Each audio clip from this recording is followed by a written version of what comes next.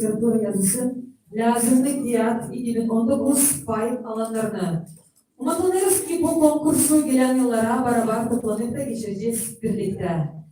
Gagavuzya halkının literatürasını yüksek kurlara kaldıran insanlara adarız. İyi başarılar yaratıcılık uğrunda. Kalın sağlıcakla.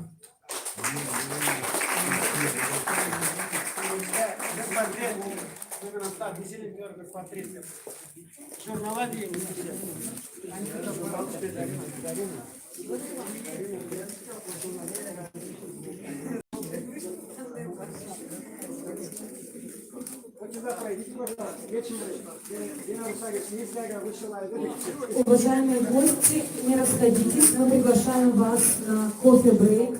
Вы можете пройти в другую часть зала и угоститься.